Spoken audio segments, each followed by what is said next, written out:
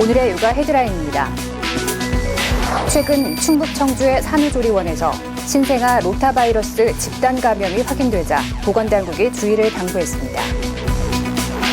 환경부가 지난해 어린이 활동 공간의 환경 안전 실태를 진단한 결과 10곳 중 한두 곳꼴로 기준치를 넘는 중금속과 기생충이 검출됐습니다. 서울 국공립 어린이집이 학부모들의 만족도는 높지만 아이들의 입소는 힘든 것으로 나타났습니다. 이상 오늘의 육아 헤드라인이었습니다. 충북 청주의 한 산후조리원에서 신생아 10여 명이 로타바이러스에 집단 감염됐습니다. 로타바이러스는 6개월에서 24개월 사이 어린아이들이 주로 걸리며 설사와 발열 등의 증상이 4일에서 6일간 나타났는데요. 개인 위생관리 철저히 하셔야겠습니다. 자세한 내용 투소식에서 만나보시죠. 최근 충북 청주의 산후조리원에서 신생아 로타바이러스 집단 감염이 확인되자 보건당국이 주의를 당부했습니다.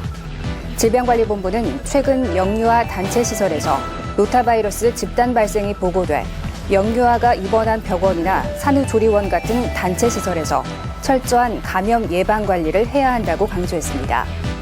6개월에서 24개월 영유아에게 주로 발생하는 로타바이러스는 발열과 구토에 이어 설사를 동반합니다. 감염된 영유아의 대변 분비물이 입을 통해 들어가는 경로로 주로 전파되기 때문에 병원 신생아실, 산후조리원, 어린이집에서는 기저귀 처리와 주변 환경 소독에 더욱 유의해야 합니다. 환경부가 지난해 놀이터와 어린이집, 초등학교 등 어린이 활동 공간 15,000여 곳의 환경안전 실태를 진단한 결과 10곳 중 한 곳에서 2곳꼴로 기준치를 넘는 중금속이나 기생충이 검출됐습니다. 조사 결과 전국 12만 6천여 곳의 어린이 활동 공간 중 15.8%인 2,372곳이 환경보건법상 환경안전 관리 기준을 충족시키지 못했습니다. 이 중 마감재에서 기준치 이상의 중금속이 검출된 곳이 1,775곳, 포름알데히드 등 환경 오염 물질이 기준을 넘긴 실내 공간도 643곳에 달했습니다. 이 밖에 토양에서 기생충 알이 검출된 곳도 13곳이나 됐습니다.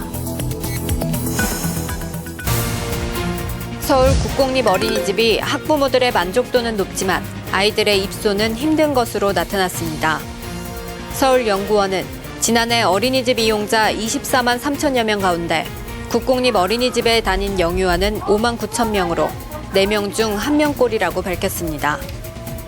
지난해 국공립 어린이집을 이용한 학부모 500명을 대상으로 한 설문에서 87.2%는 다른 어린이집이나 유치원으로 옮길 계획이 없다고 답했습니다. 응답자들은 국공립 어린이집 서비스 가운데 보육교사의 친절과 전문성, 보육시간 등에서 높은 만족감을 보였습니다. 다소 늦은 감이 없지는 않습니다만 정부가 장기 무단결석 아동에 대해 주기적인 가정방문이 이루어지도록 제도화하기로 했습니다. 정부가 밝힌 올해 핵심 복지 사업들을 소개해드립니다.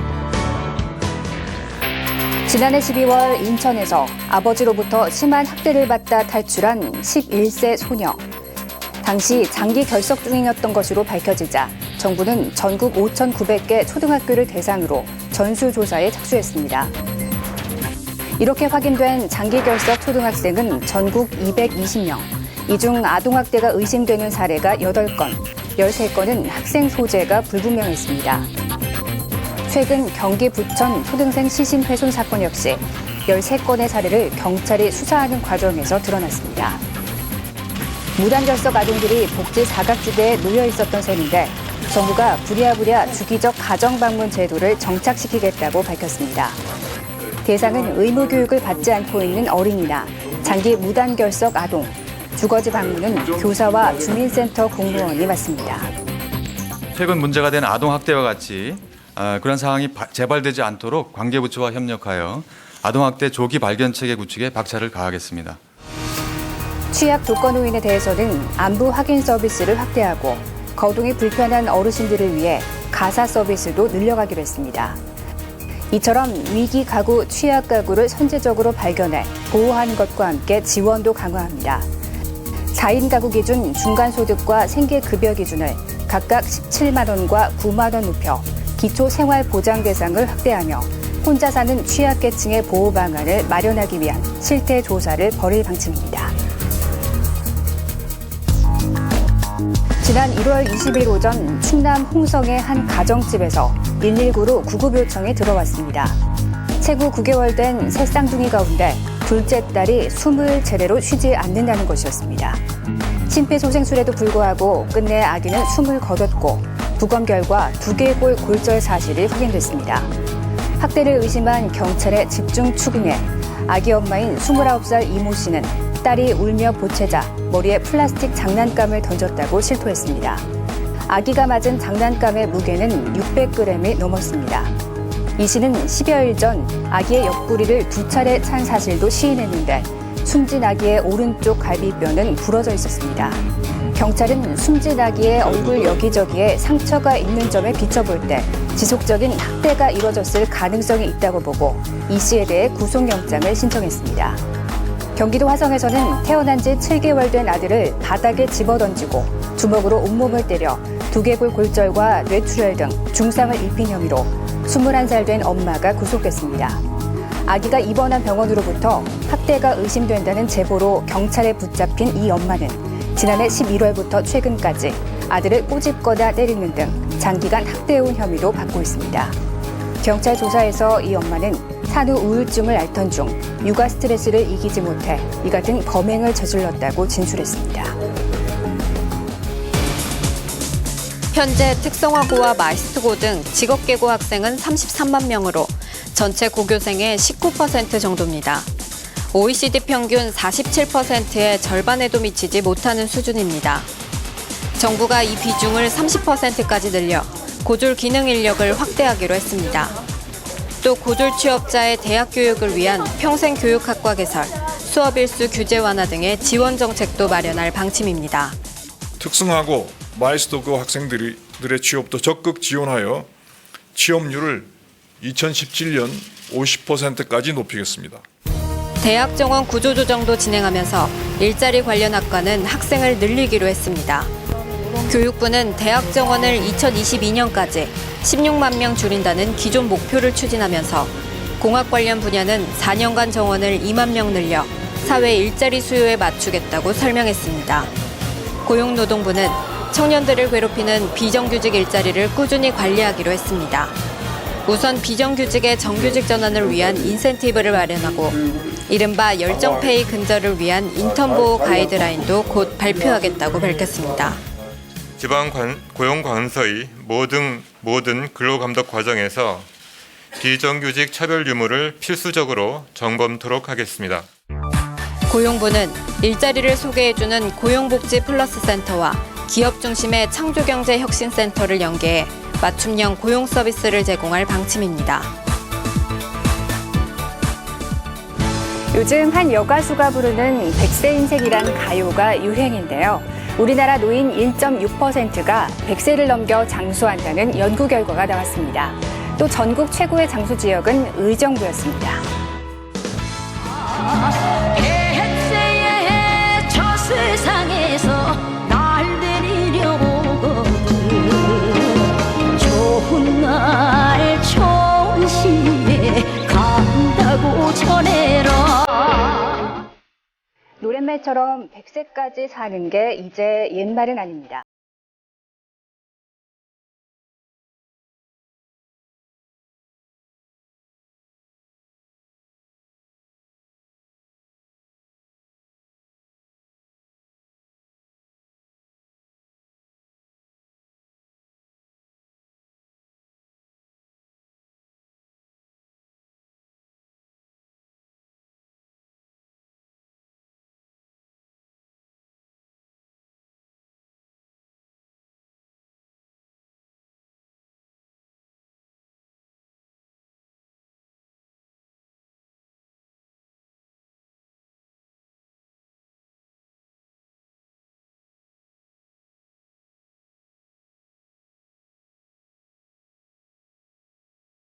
위성도시로 나타나 눈길을 끌었습니다. 이 결과에 대해 연구팀은 가구당 최소 생활비, 경제활동 인구, 상하수도 보급 비율 등의 생태학적 요인이 작용한 것으로 분석했습니다. 건강하게 예. 100세까지 도달하기 위해서는 예. 이러한 그 경제 수준이라든가 기반시설, 도시화 이러한 것의 요인들을 좀 강화하는 그런 전략들이 필요하다고 봅니다. 이번 연구 결과는 국제학술지, 국제노련과 인간개발 최근 후에 발표됐습니다. 선생님 감사합니다. 엄마 아빠 사랑해요. 몇 년 전 스스로 목숨을 끊은 한 중학생의 유서입니다. 저는 정말 엄마한테 죄송해서 자살도 하지 않았어요 라는 구절도 있어 안타까움을 남겼습니다. 생각에 그칠 수 있었던 것인데 결국 자살을 시도해 비극으로 이어진 것입니다. 그런데 자살을 생각한 청소년 5명 중 1명이 실제로 자살을 시도해본 것으로 나타났습니다. 최근 한 논문에 따르면 청소년 건강행태 온라인 조사에 응한 중고등학생 7만 2천여 명 중 자살을 생각해봤다고 답한 청소년은 13%, 이 중 19%가 1년 내에 실제 자살을 시도해봤다고 답했습니다. 스트레스와 우울증, 폭력, 가정불화 등이 주요 원인. 자살 생각을 해본 청소년의 74%는 평상시 스트레스에 많이 시달렸고 7.7%는 학교나 가정 등에서 폭력을 당해 병원 치료를 받은 적이 있었습니다. 우울한 상태가 심하거나 구체적 자살 계획까지 세웠을 경우에는 주변 사람들이 이미 감당할 수 없는 상태이기 때문에 전문가의 도움이 절실한 상황. 그렇지만 자살 생각을 하고 시도했을 경우에는 정신건강 관련한 그 서비스 전문가의 치료나 지지가 매우 시급할 것으로 보입니다. 하지만 애초에 자살 생각을 하지 않도록 부모와 친구, 선생님 등 주변 사람들이 관심을 가져주는 것이 우선입니다. 요즘 전세 찾기가 하늘의 별따기죠. 전세를 살다가도 집주인 요구에 월세로 바꾸신 분들도 많으실 텐데요. 정부가 돌려받은 전세 보증금을 투자할 수 있는 펀드 상품을 만들기로 했습니다. 4%대 수익률이 목표라고 합니다. 전체 임차 가구 가운데 월세나 보증부 월세 비중은 2008년 45%에서 6년 만에 10%포인트나 올랐습니다. 그만큼 전세를 살다 월세로 바꾸는 경우가 많다는 얘기입니다. 집주인 요구에 울며 겨자 먹기로 갈아탔는데 매달 꼬박꼬박 내야 하는 월세는 서민들에게 부담일 수밖에 없습니다. 보증금은 돌려받았지만 초저금리 시대에 마땅한 투자처 찾기도 어렵고 그렇다고 주식이나 펀드처럼 원금 보장이 안 되는 곳에 전 재산을 걸 수도 없기 때문입니다. 정부가 발표한 전세 보증금 펀드의 핵심은 바로 이 돈을 굴려 수익을 만들어주겠다는 겁니다. 돌려받은 전세 보증금을 위탁받아 채권이나 우량회사채, 부동산 등에 투자한 뒤 수익을 배당해주는 방식입니다. 연수익률 4%, 펀드지만 각종 보완 장치로 원금을 보장해 수익률과 안전성의 두 마리 토끼를 잡겠다는 것이 정부의 구상입니다. 기본적으로는 투자 상품 구조를 안정적으로 좀 운영하고 장기 투자나 부동산이나 이런 투자에 대해서 이제 보증금 노하우가 있는 기관들에게 보증을 하도록 해서 다만 전세자금 대출을 받은 경우 돌려받은 보증금을 빚 갚는 데 써야 하고 전세금 인상분만큼만 월세로 돌리는 반전세도 많아 투자금이 충분히 모이기는 쉽지 않다는 지적입니다. 대장암과 유방암 세포를 함께 지닌 뒤에 레이저를 쪼였더니 암 종류별로 색깔이 다르게 나타납니다. 녹색이 대장암 부위이고 파란색이 유방암 세포가 있는 곳입니다.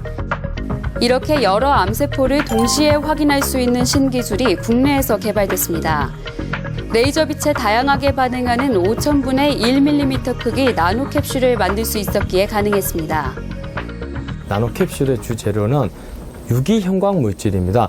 다양한 조합을 만들면 다양한 빛이 나게 되고 이를 액상 자체를 시리카로 감싸함으로써 저희들 인체에 무해하게 주입이 가능하고 이 나노캡슐에 특정 암세포와만 결합하는 바이오 탐침을 부착해 환자 몸에 주사하면 여러 암세포를 동시에 확인할 수 있습니다.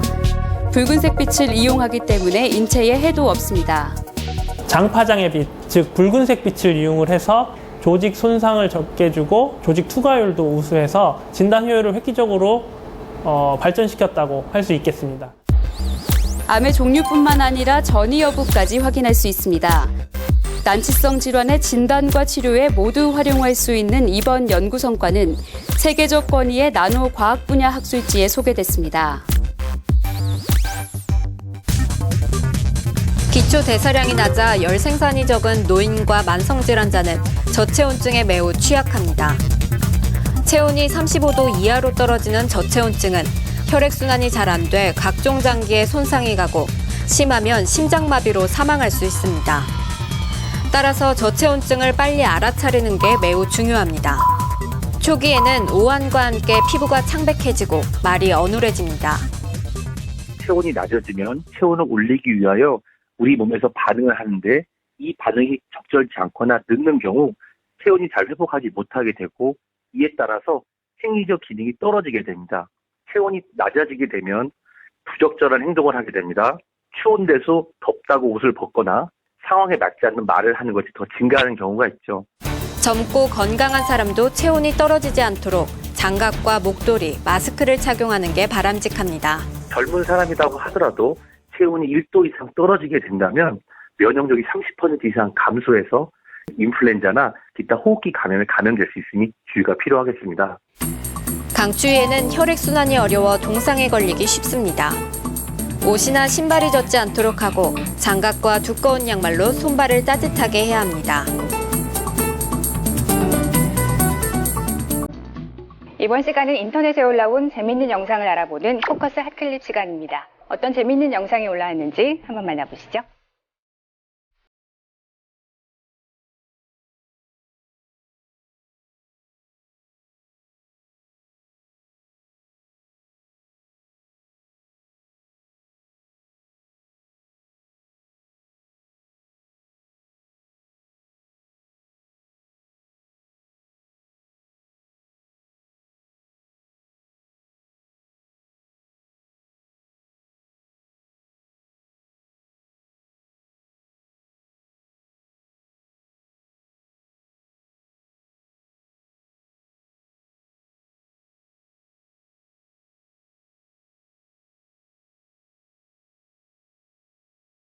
하고 옴짝달싹 못하는 새끼 곰을 위해서 엄마 곰이 구조에 나섭니다.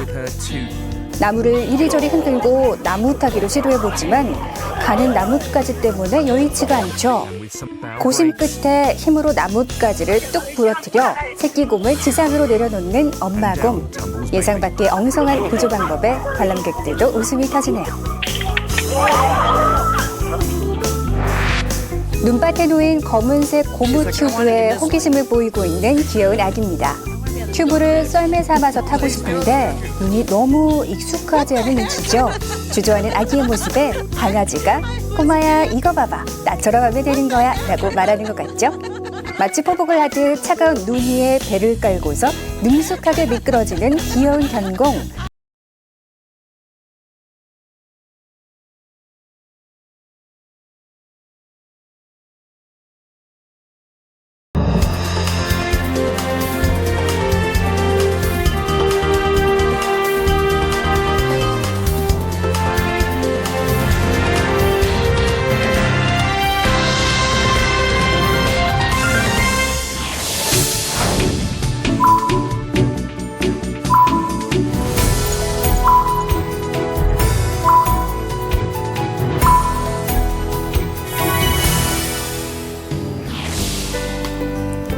안녕하세요. 육아방송 시청자 여러분, 참 반갑습니다. 저는 사단법인 색동회 부회장으로 있는 김명자입니다. 일제강점기 암흑의 시절 이 땅의 어린이들은 배고픈 고통 속에서 나라 없는 슬픔의 세월을 살아가야 했습니다. 그때 소파 방정환 선생님은 우리나라의 희망과 꿈은 자라나는 어린이들에게 달려있다고 생각하셔서 이것을 이루기 위해 우국 충정에 불타는 뜻있는 동지들과 함께 색동회라는 조직을 만드셨고 어린이가 행복한 나라의 기초를 마련하셨습니다. 그 시기만 해도 사람에 대한 호칭은 늙은이, 젊은이 등 어른들에게만 호칭이 있었고 나이 어린 아이들에게는 아이들, 꼬맹이들, 조무래기 등의 호칭으로 아이들을 아주 경시하는 호칭만이 사용됐습니다. 방정환 선생님은 아이들도 인격적으로 불리워질 수 있는 호칭이 있어야만 한다는 소신으로 최초로 어린이라는 단어를 만드셨습니다. 어른들은 어린이를 내려다보지 마시고 치어다보시오 하는 어린이 존중 운동을 펼치셨습니다. 그리고 어린이들에게 재미있는 동화 구연을 들려주시고 내일의 꿈과 희망도 심어주시고 어린이 동요대회, 축구대회 등 어린이를 즐겁게 해주는 행사 등을 하시며 이것을 통해서 나라 사랑하는 마음과 결의를 사랑하는 마음을 불러일으키셨습니다. 그리고 그것을 구국운동으로 승화하는 활동을 펼치시다가 33살의 젊은 나이에 일본 경찰의 혹독한 고문으로 인하여 영원한 하늘나라로 떠나가셨습니다. 방정환 선생님은 비록 돌아가셨지만 그분의 유지인 어린이가 행복한 나라를 만들기 위해 저희 색동회는 모든 힘을 다하여 어린이 운동을 펼쳐나가고 있습니다. 오늘날 우리나라의 어린이들이 얼마나 행복한지 생각해 볼 때에 안타깝게도 불행하고 슬픈 어린이가 우리나라 곳곳에 너무나 많습니다.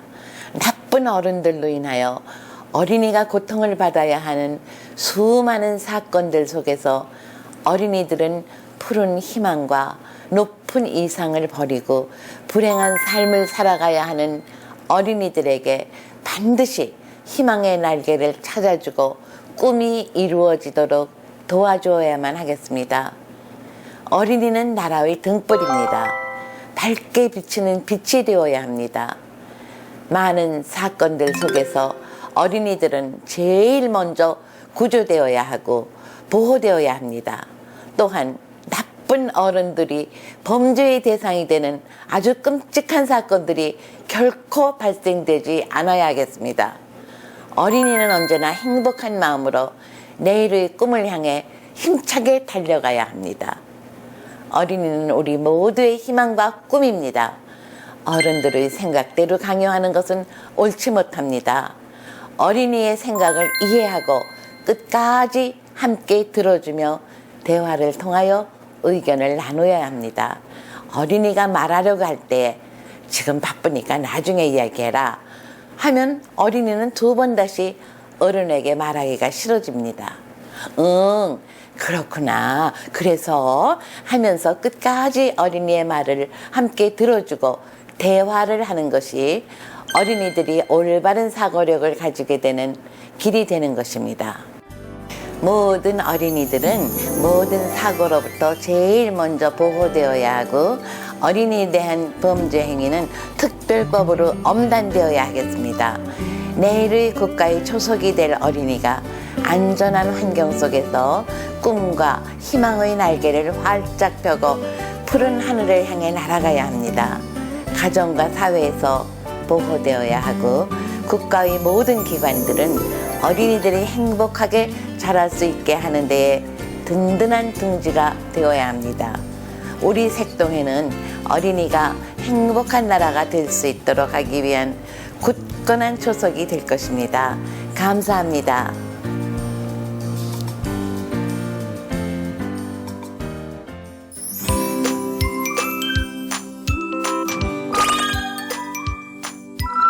다양한 체험과 놀이시설을 갖춘 최고의 놀이터 상상체험 키즈월드 시즌2가 열렸습니다. 기간은 2월 14일까지이며 장소는 경기도 일산 킨텍스 제1전시장 1홀입니다. 자세한 체험 문의는 전화로 가능합니다.